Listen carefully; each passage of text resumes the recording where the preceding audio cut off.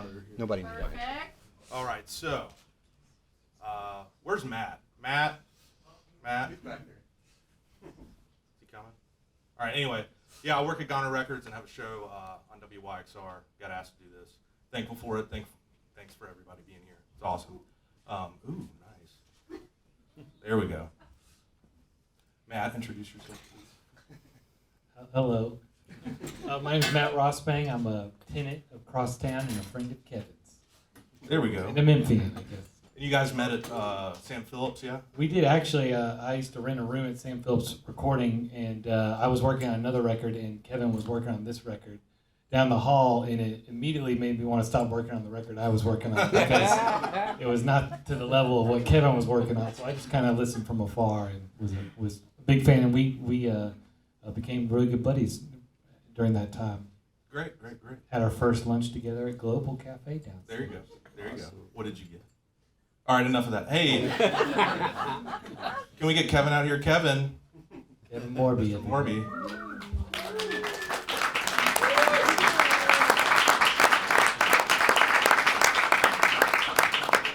Hello. Kevin, how you doing? I'm well. How are you? I'm okay. Thanks for doing this. Thanks for being here. Thank you. Much appreciated. Thanks for having me. Thank you, everybody, for coming out tonight. It's very cool. Very happy to be here.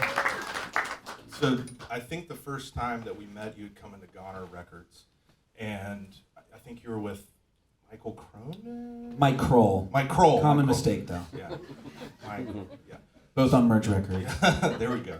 I genuinely couldn't remember, but now I do, and thank you. And we got to talking, and I was really interested in why you were here. I was like, oh, he must be recording, or he must be doing something of note. And you literally, when I asked, you were like, oh, I'm just hanging out. Yeah. We're just hanging out. So with that, I'm very curious at what point in your life did Memphis kind of show up? There's a lot of Memphians in the room. I'm born, bred here, and we always are really interested when someone takes a vested interest in the city. So when did that start? Well, I love that. I like when people, because I'm from Kansas City, we do the same thing. So anytime someone comes from somewhere else, we're like, are you sure you want to be here right now? But for me, as an outsider coming to Memphis, I love it so much. And I think it's one of those places that the moment I sort of stepped into it, and well, I should back up a little bit. The reason I came here for the first time really was my girlfriend, Katie, who's back there somewhere. She's from Birmingham, Alabama. So we were visiting her parents for Christmas, and we're driving back to Kansas City, where we currently live. And we stopped here for a night. We stopped at the Peabody, and Katie explained to me that she stayed at this hotel called the Peabody. When she was growing up, her family would take trips up there and stay there. And it was just one of those things, for whatever reason, like a light bulb went off in my head of like, Memphis, why haven't I spent much time here, given its musical history and so many things that I love come from this place. And I'm a musician, and I tour for a living, and I kind of did the math, and I was like, I've never really played a show here, and I don't know why. And so I told my booking agent that I would love to play a show here, and he booked me to come play the next night. Not the next night, the next year. He's a really good booking agent. But he booked me here the next year, and I came and played here in the green room at Crosstown, and I instantly fell in love. And I remember walking into here and being very confused as to what it was, not the listening lab, but the just this whole concourse. And I was very confused. I was like, this place is so cool, and I've never seen anywhere like it, at least in America. And I just sort of, my love began there. And that time that I met you, it was my girlfriend's birthday, and we came for her birthday. It's funny, I probably was just like, I'm just hanging out. But it was Katie's birthday. And since then, it's like our place. It's where we take vacation, and it's where we like to hang out. And then, so yeah, we would come here on a lot of trips. And then when the pandemic happened, I knew that I wanted to go somewhere and be alone to write. I was like cooped up in my house, and I wanted to get out and take a trip, and it was a weird time to take trips, but there was no doubt about it. I wanted to come to Memphis. So I came here for a couple of weeks, and I wrote most of what ended up being my album. This is a photograph. Excellent. I don't know, I get excited when I hear that sort of thing, because growing up here, it never felt like a place that people took interest in. And when I graduated high school, it was like, everyone was like, oh, I'm leaving. And now many of them are back. But yeah, so your time at the Peabody, I'm very curious what that was like, simply because I have never stayed there. I've never seen the Ducks. Well, yeah, maybe I have. Okay, sorry. I'm sorry. You gotta go. Never mind. I think I saw the Ducks when I was a kid. Yada yada yada. Is there the whole southern charm to that place that intrigues you? Like, why? Just was it Katie's, having gone there and all that, or you came back, I think all of that. I remember the first night that we stayed there was this very drunk man in the lobby, and we watched a scenario play out where he got kicked out of the bar, but he was staying there, so he got sent back up. He was in his socks the whole time, and then he came back down. He started writing a note to the woman who was harassing, and we watched this whole thing just sort of take place. And I think that's why I really love the Peabody. But my own experience in the Peabody is that of, like, I like to describe it, me staying there during the pandemic when it wasn't completely vacant, but it was way undersold compared to what it usually is because, hotels really took a hit during that time. I like to describe it as like Kevin McAllister in Home Alone 2 Lost in New York. That's what it felt like. And because I checked in for so long and because I think that the hotel was so vacant, they upgraded me to a suite. So I was staying in this very nice suite that I would normally not be able to afford. And it was huge. It was room 409. And out in my photo show, you'll see a photo of the room. But it was this very big room, and I set up a little recording rig in there. And I don't know, I just sort of fell in love with the place. And I think that connection, of we're all going to carry our own bits and pieces of trauma of the pandemic with us into the future in whatever we do. And the connections we made with like certain people or things, will be with us as well. And the Peabody was this very comforting place for me. And it was, just when I look back on it, I look back on the writing process of being there. Hopefully I won't be able to recreate that because hopefully there's not another global pandemic that shuts everything down.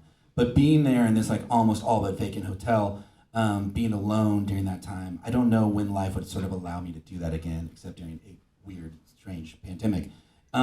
So I don't know, I just really grew to love it. And it was kind of a ridiculous place to be and to do all of that. But, I don't know how many people have gone in there and set up recording rigs. Maybe a lot. It's kind of, seems like a lot of bands stay there. But I really had a great time. And it's funny looking back at that time because I didn't know anyone. And it was not a time where I was trying to meet people and go out and make friends because of the pandemic. And I wasn't going to restaurants or anywhere public really. So everything that I did was mainly outside or, it was just all, I was kind of choosing my own adventure and coming up with things to do that felt safe to do during the pandemic. And so I ended up sort of following the breadcrumb trails of a lot of these heroes, who had spent time in Memphis or are from Memphis.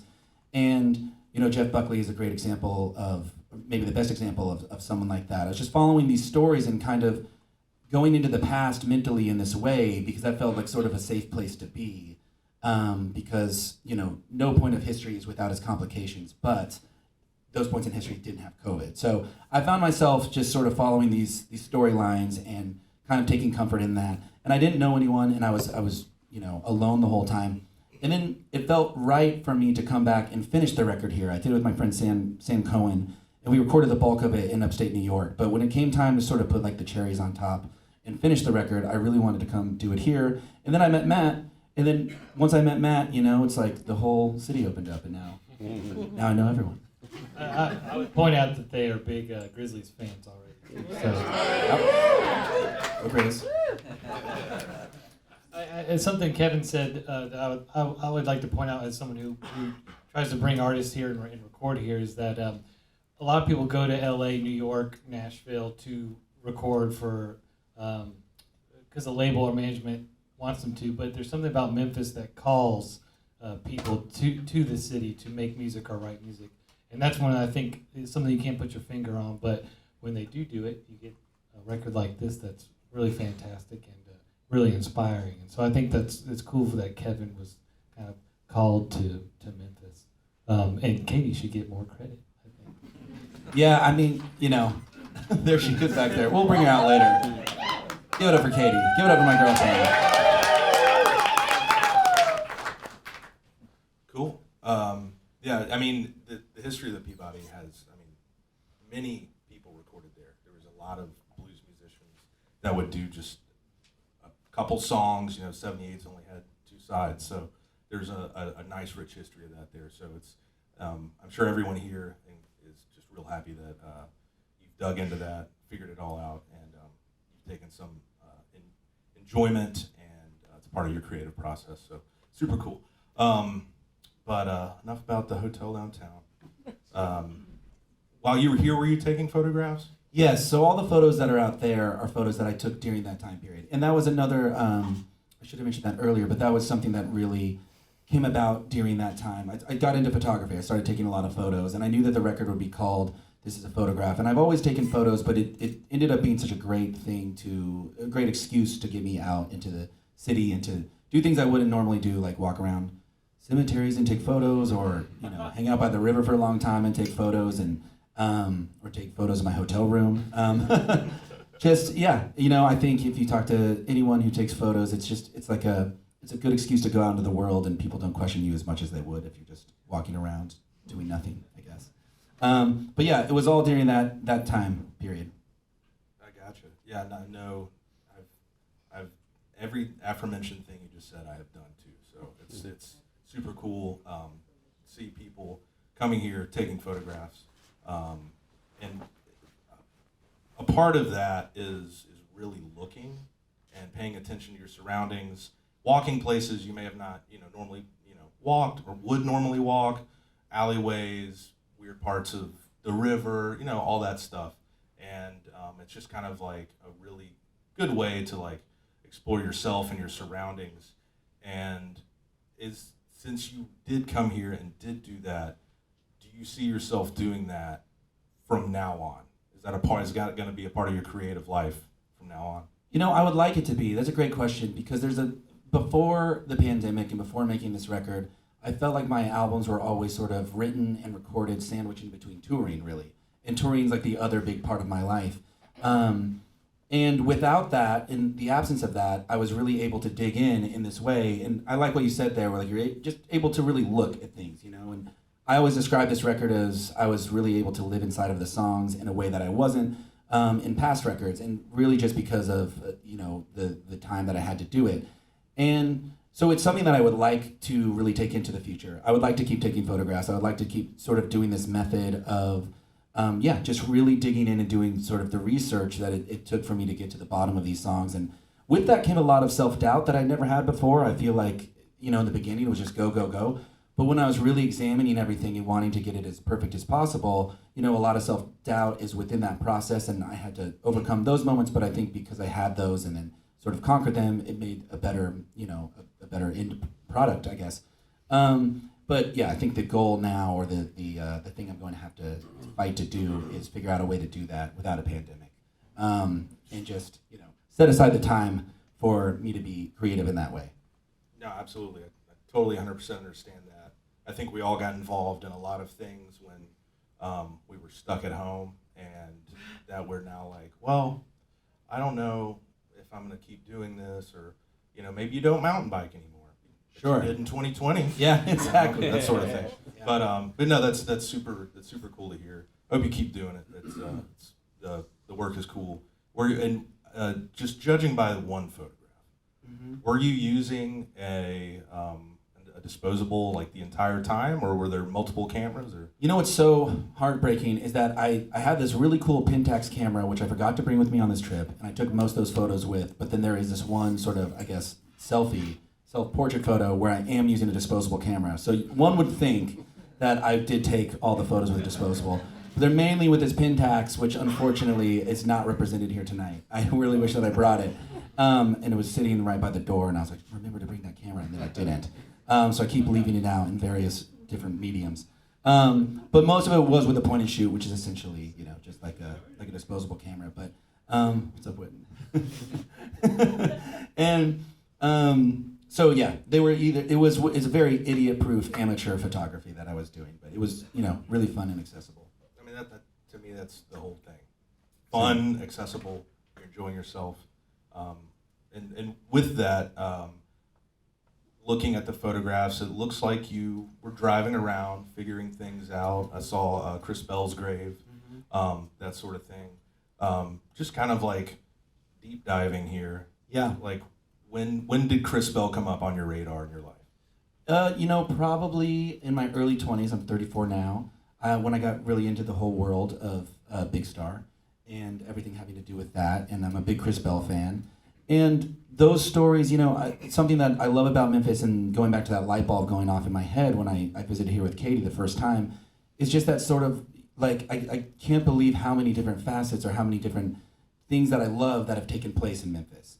And I'm from Kansas City, and it's a jazz town, and it's historically, there's a lot of great jazz. Charlie Parker's from there, and we do a great job at memorializing the jazz culture there, but not as good of a job as Memphis does with its like rock and roll and soul and just musical history. It's really amazing and really impressive what y'all are able to do here, and I haven't seen it, in any other city like this. And so coming here, I was making all of these connections of anything related to Stax Records or anything related to Elvis or Big Star, or even to some of the Goner stuff. I'm a big fan of a lot of stuff that Goner's been involved with. And all the stories felt so different, but so similar at the same time. And so, in going back to Big Star, or when I was super interested in bands on Goner, or any of those other things, it was like all these things that I'd been interested in basically since childhood. I was like, a lot of it is right here, and I don't know why I haven't explored it. So it was really, it was really just going off at that time. Right on. I mean, I've always felt like Memphis. Not always, but I got older and I realized, like, you know what? Why am I not seeing someone famous walk down the street? Because you can come here and disappear. Sure. I love telling the story, but quite recently, Lana Del Rey was in town. I heard about this. And she has a less than active online presence, I would say, but she's on there, so you can find her.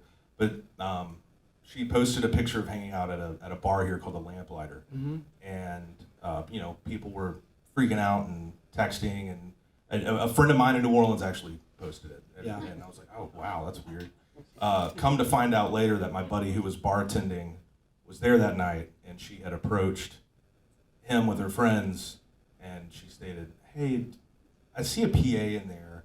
Is there any way that we could set that up and just sing? Wow. And he was like, no. He was like, who are you? That's amazing. So Memphis is a very good place to do exactly what she did, which is just kind of fade away, do your own thing. That's really funny. The Lana Del Rey stuff, because I know that she's also a very big Jeff Buckley fan. And so Jeff Buckley is someone who, he was not a Memphian. He was an outsider to Memphis, as was I and as I am. And so I found his story super relatable. He's someone who grew up in California, and then he sort of cut his teeth in New York. I've lived in both those places, and I also moved to New York to begin my music career. And so I really related to his story, just because I felt, and I don't want to speak for Jeff Buckley, but I did feel like he was sort of fascinated with this place in the same exact way that I was. And so that's a story that I really ended up, like I said earlier, following the breadcrumb trail of. And I know that she's a big fan as well. And it was funny because I have this 2 songs about Jeff Buckley, and then I saw that Lana Del Rey was here doing Jeff Buckley stuff. And I was like, very cool. Look at that. Yeah, very cool. Tour 2023. Waiting on it. She also swam the river, which you're not don't do that. And I saw that, and I know you're not supposed to do that. And obviously that is how Jeff Buckley drowned and passed away, and I was like, what are you doing? You're not supposed to do that. Lana Del Rey. I think it's really funny that the Lamplighter told her no. Oh yeah, and I had a conversation with him, and he was like, I have no idea who that is. I've never heard of her before in my life. And that is really funny. I was like, that kind of rocks, but also is. Anyway, unfortunate. I think your chances of survival are better in the river than the Lamplighter. I agree. I would agree. For what it's worth, I went into the Lamplighter, and then I went up to order a drink, and they said, are you from Nashville? And I said, yes. To which I gave them attitude. I gave them attitude. Bullseye right there. Said, Bullseye? No, I'm not. I said, I'm from Kansas City. And then they said, did you get good service? Really? No, they didn't say that. They gave me my Bud Light.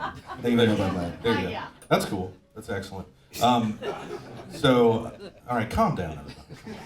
We're all going to Lamplighter after this. Yeah, there we go. So I want to get into you and Matt meeting.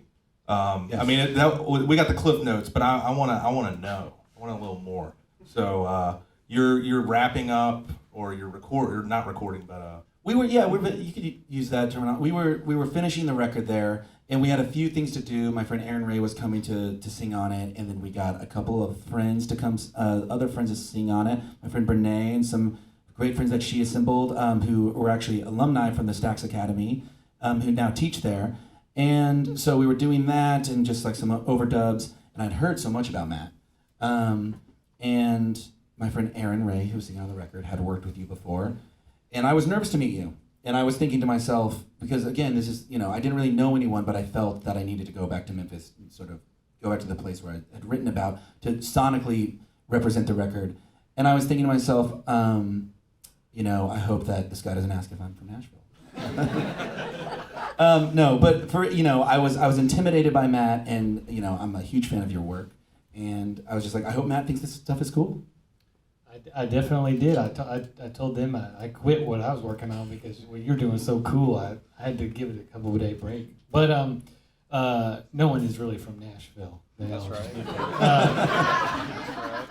But truly, I like that we're making this like a romance, like a yeah. You just 'cause love that's how this I was- place, don't you? That's how I was feeling it. But that's the cool thing about Sam Phillips' studio. It is in Memphis. The great Robert Gordon book came from Memphis says nothing ever happens in Memphis except the impossible. And that day in Sam Phillips, Kevin and Sam Cohen and Aaron Ray are in A. Jeff Powell's cutting, I think he was cutting like the Allman Brothers and B on the lathe, and then I was working on my crap in the back room. But we met in the hall, and it's kind of like in school or something. We all like the same stuff, and what they were working on was really cool, and it was fun for me because usually I'm working in the big room, so it was fun just to listen down the hall. It kind of echoes down the hall there. And we went to lunch, and then to hear the record come out. I grew up in Memphis. I'm a huge fan, obviously, of all things Memphis. So for me, when you work on records in Memphis, if you put horns on something, then every music writer goes, oh, they went for the Memphis sound. They wrote about horns. And as you guys all know, there's so much more to Memphis than Elvis or Stax or Royal. And so for Kevin to tie into some of the Goner, Jay, and then Jeff Buckley aspects of Memphis, I think it helps us in the long run because people see that there was this magical history that happened after 1969. After Martin Luther King was assassinated and most of the music business left here, we had this underground scene. I don't know, were you a big fan of the Grifters? Yes. No, I don't know who the Grifters are. The Grifters were kind of like... but I know that Jeff Buckley loved them. Yeah, I don't need to talk so much because this is about you, but the Grifters did a record at Easley. And on the back they put, we recorded this record at Easley McCain Studio, here's the phone number. And because of that record, it was a great indie record. It brought Wilco here to do AM, it brought Modest Mouse, it brought Jeff Buckley came down. I think he was a Grifters fan, but I think he came for a big star too. But that was a big thing in the 90s, so this place was a hot spot in the 90s for some of your favorite indie rock records. And most people don't associate those records with Memphis, but that's Memphis. So I love that you tied in and pulled from that and shine Memphis in that light as well. Yeah.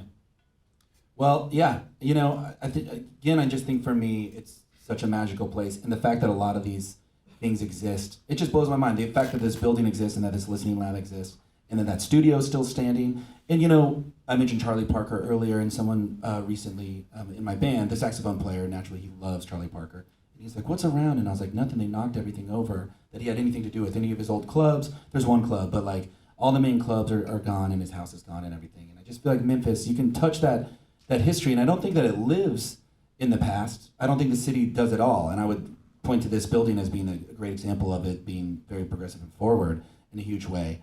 But I think that a part of that is memorializing your past and keeping that around in a certain way that I don't see everywhere. And I really think it's, you do an amazing job of it here in Memphis. And it's part of what really draws me to it.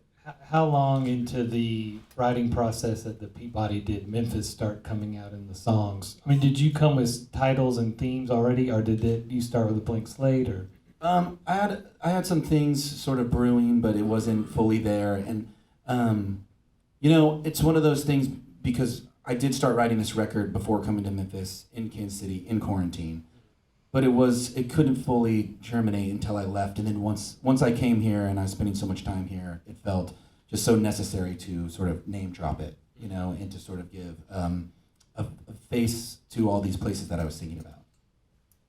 So yeah, during that time, I was like, let's do it. Let's go full Memphis. I was not as successful as you during quarantine. I think you spent your time wisely with the quarantine. Well, thank you. Excellent. You're doing great, by the way. Thank you. You as well, Cole. Thanks. Appreciate it. Matt, you're doing great. Let's see. I just keep wanting to talk about photography personally. Go for it. What did you have a way that you decided to kind of engage Memphis? Like, did you look at things up on a map and say, I'm going to go there? Or were you aimless in your discovery? Like, how was that? Both, at one point, I was scouring a lot of Reddit threads of trying to find certain things, which I don't know why. Reddit's a terrible place. I don't know why I would go there to try to figure these things out. You find some stuff on there. You find some stuff on there. I mean, yeah, you find some stuff on there. But a funny, so there's a photo of Highway 61 out there, and I had gone to, at some point I was a little bored, and I went to see Elvis's birth home in Tupelo, and I went there on on a Monday or something, and then I had in my mind I was going to go to Clarksdale and go visit the Blues Museum there the next day, but I was like, you know what, I don't know if I want to do that again or if I'm in the mood for a museum, and then eventually I talked myself into it. And I got on this road, and it kind of felt like a back highway, and I was driving there, and I was listening to really good music, and I was like, this road is so vibey. I'm like having a great time on this, whatever this is. And it felt great, and the music, I don't know, I was just having this moment, and then I got there, and I went to the museum and everything. On my way back, I looked at my maps, and I was like, oh, I'm on Highway 61. So I did fall into some things by circumstance. And so yeah, I would say both. I was following stuff, but also perceptive to, finding things along the way.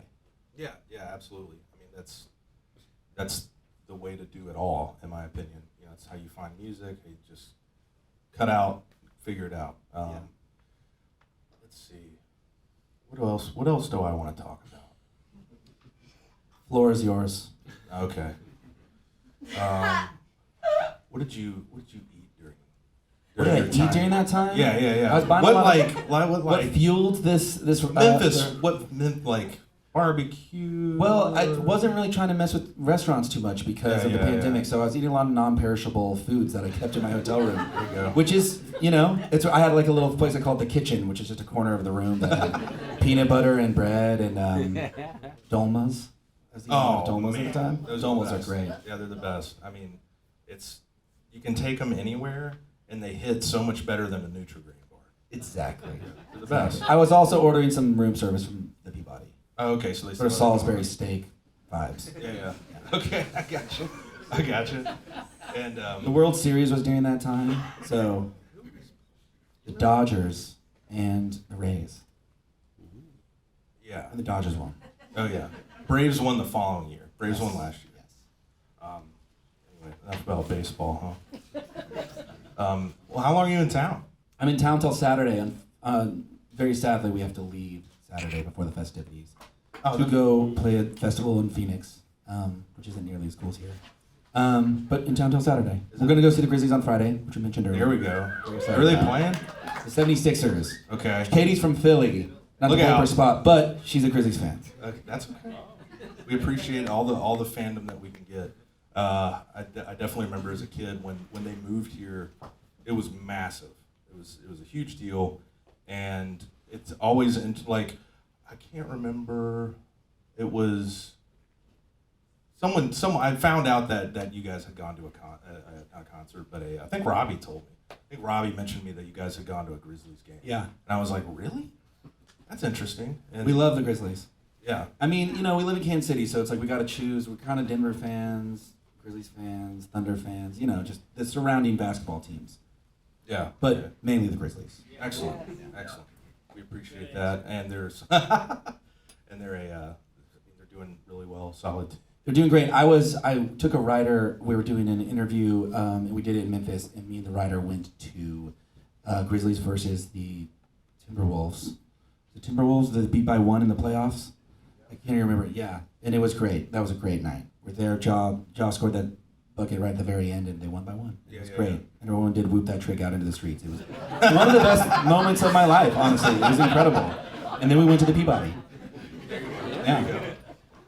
So currently, and you know, in the past, what are you looking at in terms of like influence for photography? Like, what are you looking at that like what gets you going to take pictures? Well, you know, William Eggleston, big time, who is a Memphian, you know, Yes.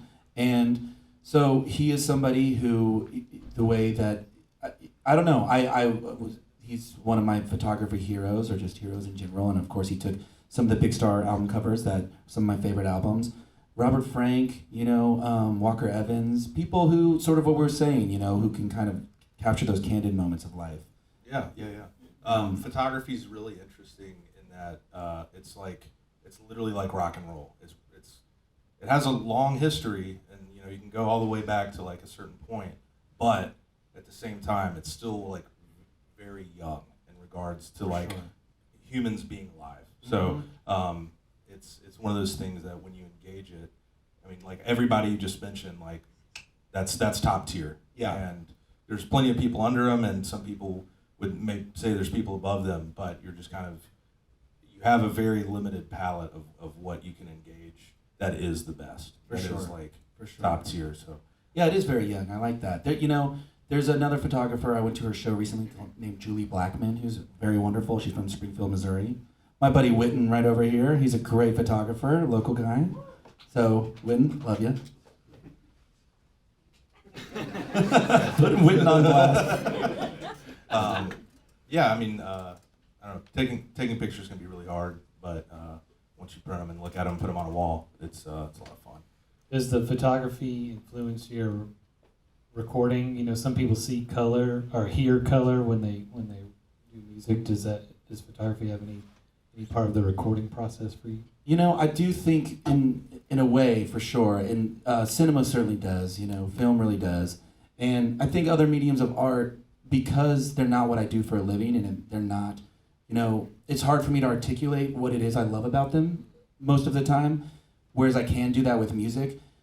I find that I'm constantly referencing things in the studio, like, I want to make this sound like this movie looks, or like that scene in that film, or that photo that person took, or that line in that book. So things are always jumping out, and their influence can be so huge, even if it's just, you know, a glimpse that I caught of a photograph, or one line that I read in a book or something like that, which I think is so exciting about all forms of art, is that they influence each other in so many different ways.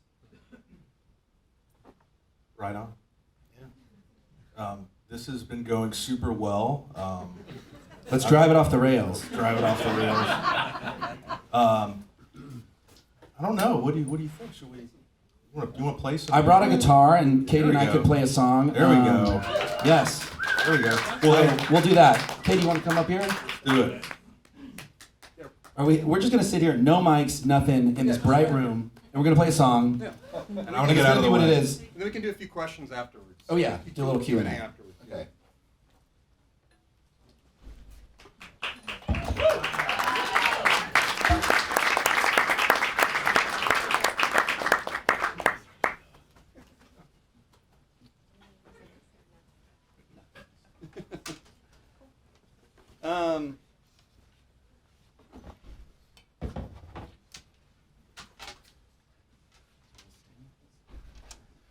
This song is called Bittersweet, Tennessee, and this was the song that I was working on when I met Matt, and I was singing it with my friend Erin Ray, who was playing on Saturday, and she's very talented. Love Erin. So it's Bittersweet, Tennessee, and Katie's going to sing this with me. Here we go.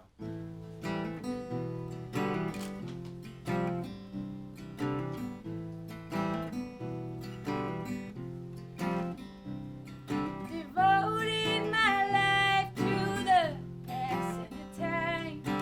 Crossed over county to the Missouri line. How does one sail on the waves of time? Hey there, sailor, can I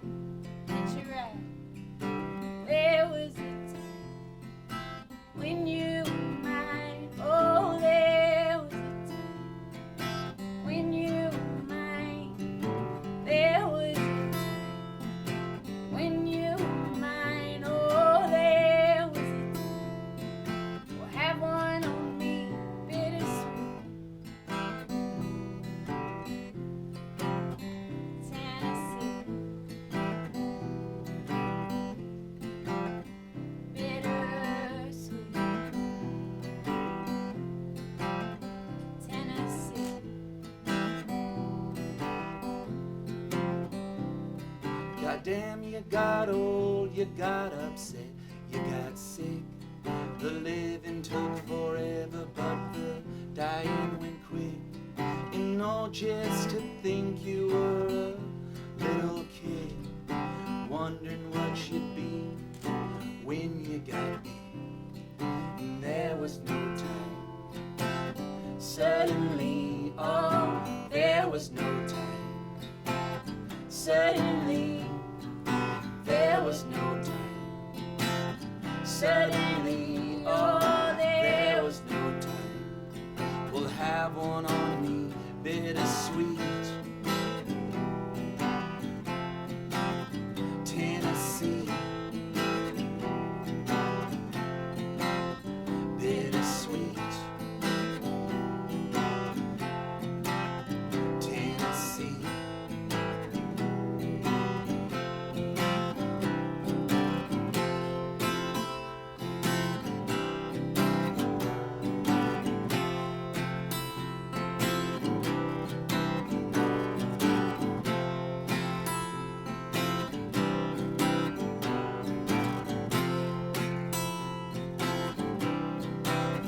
There was no time. There was no time. There was no time. There was no time to free the flame, Burning up inside. to thunder like a motorcycle, Headed down the line. to eat, to weep, To lay me down so sweet. to sow, to reap, Oh, let our glasses clink. to time, to time, to time, to time, to time, to time, to time. Bittersweet. Tennessee. Bittersweet. Tennessee. Bittersweet. Tennessee. Bittersweet. Tennessee. We'll have one on me. Thank you very much. Can you stay up for take questions? All right, I'm taking over for a second. Thanks so much, Kevin and Katie. Another huge round of applause. Yeah, thanks for taking the time. And they came by and were on the show today. Song on the radio, so check it out in the archives. It was super fun and it was beautiful. We'll maybe take like 4 or 5 questions if you want to. Just anybody have anything they want to ask, and I'll. What? I got a question. Peter. Yeah, Okay. yeah. So like Birmingham, Kansas City, Memphis, like we would put those kind of all in the same minor leagues. You're a baseball guy, right? Yeah. Can you speak to like the similarities? I'm curious about Katie's thoughts on that too. Kansas City to here? Well, just like how these cities that are overlooked, right? Like, Yeah, sure. Like as our moderator said, people. I mean, I'm from here. People they can't wait to leave, and then somehow they find their way back. Which is exactly what I did in Kansas City. Me too. I don't know. I think there's cities, what I've described, when I did move back to Kansas City, I didn't think that I was going to stay for very long. And I was surprised. And it's a much different place, obviously, when I was growing up than it is now. But when I moved back to Kansas City, I thought it was going to be for a 3-month stint. And very quickly, I was like, what's my problem? What's my damage right there, And I don't know. I think that a lot of times where you come from, it's a classic thing, especially it's a very American thing to want to escape it. I saw Bruce Springsteen play on Broadway, and he said this great thing where he was like, I'm Johnny Thunder, I'm Mr. Johnny 99 on the Thunder Road. I live 10 minutes from where I grew up. And I think there's something to that I relate to, where it's like I couldn't wait to get away from my parents and from my high school and everything. And I went as far away as possible. And then I started to feel like, because I moved to New York and then I moved to Los Angeles, and I started to feel like those places were just way less interesting than where I came from, And I understood why I wanted to get as far away as humanly possible from where I grew up when I did leave initially when I was 18 years old. But now I just feel, I mentioned that photographer, Julie Blackman. I just went to her show. She's a Springfield photographer. She too left for a long time now. She lives in her small town in Missouri. And we were just sort of relating on the depth of the work that I can get into when I'm not in a place where I feel like sort of everyone's doing the same thing, or it sort of feels almost like a cool contest, or if that makes sense. Yeah. So I don't know. I love all cities.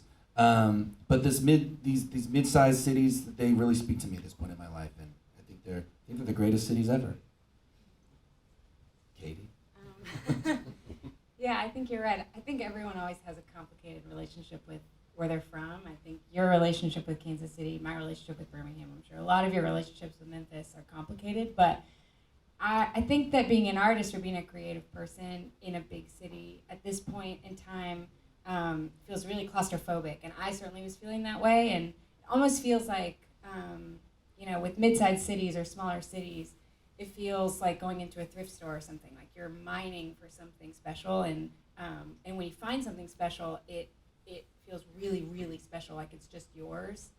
I've personally found that to be really creatively fruitful and inspiring, and to have that spaciousness has helped both of us, I think, make our best work, I think. For sure, and I would say, to use a metaphor, when I first moved to New York and I was 18, I'd never been before, I was so taken away by just the city itself and the lights, and it is an amazing city. And then when I was in my mid-20s and I moved to Southern California, I was sort of blown away by the ocean, or, just how the sunsets looked. And then moving back to the Midwest, I was like, it's ugly here. But then I had this moment where I was like, wait, no, actually if I look closer, it's like the most beautiful thing of all time. And I think accessing that is like a really good sort of not growing pain, that sounds like the wrong word, but like just a sort of life lesson of like, actually if you look a little bit deeper, it's not as obvious. And sometimes the most obvious things, the most sugary things aren't always the best thing with the most depth to it. So that's something I've really learned, and I don't know. I love the mid-sized city, and I love the Midwest. I love the South, for all those reasons. Great question, Beer. Thank you, Rob. Good job. Thank you. Back there, stand up. Yeah. Hi, yeah, this is not a Memphis question, but just to preface it, you guys did the covers of Jason Molina a couple years ago, which I thought were phenomenal, which is impressive because nobody does Molina very well, ever, so thank you for that. Thank you. So I guess my question is that, do you guys have any plans to like maybe do like a larger project together, or aspirations to do a larger project together? Because you guys did so well. Thank you very much. I think if we were to do something together, it'd have to feel very natural and just sort of would come together very organically, and we're both always so busy with our own two projects. But we've actually talked about this. If we were to do a collaborative album, we want Matt to do it. Nice. So We're gonna do it right next we do it right next door. But I bet someday it's got to happen. When Yeah, we're it's really bound to broke happen. and we really need the money, and we feel like that's our only chance, we got to do a collaborative record, and we're like kissing on the cover, and it's a Christmas themed. That's when it's coming. What year is it? It's 2022, 2032. Look out for it then. We got a lot of scoops here tonight. It's good. Yeah. Great question.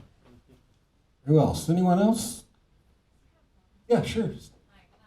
So I recently discovered you, and I loved the New York Times picture specifically of you from Autism. So really, anyway, I'm also new to Memphis, moved in the pandemic, but just wondered more about like the themes of your music, and that article was really thinking about your interest in mortality, and I wondered if there was like an overlay of that theme with like the Jeff Buckley and the side of his drowning and the kind of walking through the grave. So could you just like expound on the theme of your music and that journey? Sure. Sometimes I'm playing a show and I'm playing live, and it can be a really good show, and the environment can be really happy, and I'll think, okay, I'm singing a song about death. And then I'll be playing the next song, and I'll be like, this song's about death too. And then the third song, I'm like, this one's about death. And I'll be like, but the next song's not about death. And then I'll be singing it, and then I'll say like, and then so-and-so died. And then I'm like, this one's about death too. Which, I think that the thing that we all have in common is that, our time here on Earth is very limited. And to be completely honest, I lost a very close friend of mine when I was 20 years old, and it sort of rocked the foundation of my whole being. And ever since that moment, I've found that like sort of getting close to death in the sense of, not living my life in any sort of risky way, not in that sort of way, but in singing about it and talking about it and sort of exploring it and exploring stories that have to do with it. Jeff Buckley is a great example, is a way of me sort of just dealing with that emotion. So therefore I end up singing a lot about death. I always talk about music is so therapeutic for me, and it's like, when I'm writing a song and it's just me in a room, there might as well be a therapist in front of me because it feels like a therapy session. So a lot of times what ends up coming out on my records are just, things that I feel uncomfortable with, and I need to sort of explore them through music to sort of make peace with it, if that makes sense. Cool. Did that feel different when you were singing them at the Bluff? Sorry. I've been razzing him all day about that. So. Yes. Oh, thank you. Thank you very much. Thank you. No, it was thank you. Thank you. I said people came to the Bluff to see you. So they were big fans. Yeah. Yeah, because I played my intro to Memphis was here across town, and I had such a great time. And for some reason, and then it has its part in the record and everything. And then it was like, where I should play on this tour is a sports bar that no one's ever been to and no one wants to come to. And they're going to be playing a football game on multiple huge giant televisions, as if I was at an open mic night and I was 18 years old. So that's where I played in Memphis, which felt exactly. It was a replay. And it was a Kansas City Chiefs game. Yeah. We did that for you. Thank you. And did everybody in Memphis get the ad in Facebook that had Kevin Morby and then a big chicken sandwich? Because I got that. All love. Well, I have this theory for the longest time in Kansas City. We call it the Kansas City curse because all of my shows, like my parents would see these photos of me playing sold out shows, wherever else, anywhere else in the world. And then they'd come to the Kansas City show and there'd be no one there and there'd be a broken air conditioner or something. And I'm like, I promise you, I'm not making that other part of my life up. And because I gave so much attention to Memphis, it did feel sort of appropriate in that way of I had some friends who were like, we're gonna fly in for the Memphis show, or people from my record label, and I was like, don't do it. It's gonna be at the Bluff. Well, we'll bring it all back. up to the Bluff. Thank you for having me. We'll book you here and we'll fly them in. Cool. That'll be good. Cool. Cool. All right. Couple more questions. Anyone? Yeah. So I have had a really interesting experience listening to the albums and the songs. And there's threads that I find from this song, and then from this album to this album.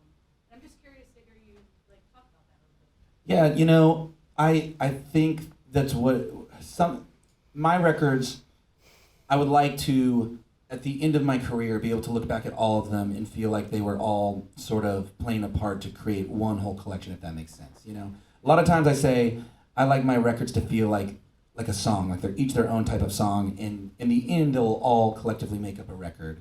So I use a lot of the same characters, and people kind of come, they'll show up on one album, they'll show up again 3 albums later, and I guess that's really it. And it's whatever's natural, whatever I want to write about. If it comes back up, I don't have any fear or any sort of anxiety about using the same sort of thing twice. Bob Dylan once said he felt every time he wrote a song, it was putting a new hole into the same piece of wood. And I kind of feel like it's sort of that same way of thinking, So I like to create this sort of world where these certain characters and these certain places all sort of exist and are taking place at the same time. And yeah, you can find one on one record and then you can revisit on another one. Yeah, it's really cool. Thank you. Cool. Maybe one more question. Anybody? One more? Oh, Lulu. Yeah. Do whatever you want. You're right up front. You're good. So when you two were growing up, did you have did you have a musical family, or what artists or people or whatever inspired you to continue in music? That's a great question. I did not come from a musical family. So a lot of me getting into music was just through the radio and what was popular at the time, which was some bands are very embarrassing to tell a room full of people, and some that are not. But there were some good bands like the Wallflowers or Third Eye Blind.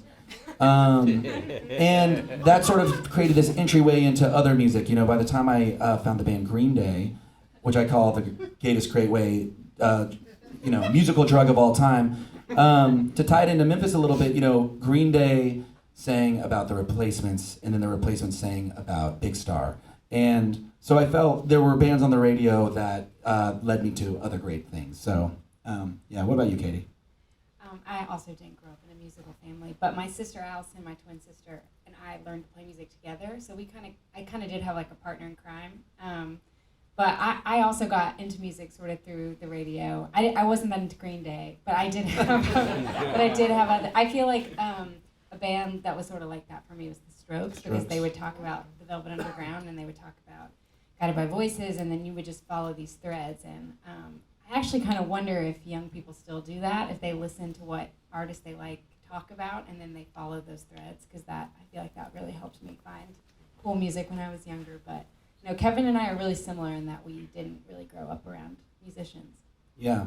I got a guitar teacher when I was 12 years old, and he was a very big part of me wanting to play music. His name was Nate Rogers. He was great. And he was a metalhead, and he wore long velvet suits. He had very long hair. We didn't listen to any of the same music, but he was he just showed me that, if you love music, you can do music. Shout out to Nate. Shout out to Nate Rogers. All right, cool. Well, Matt, thank you so much. Cole, wherever you are, thank you.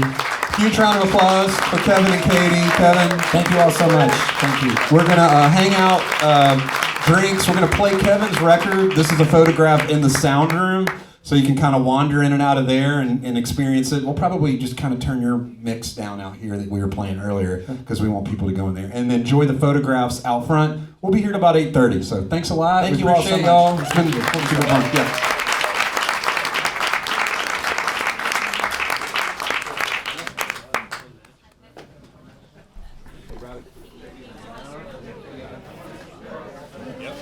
Robbie, you want me to hit stop on that?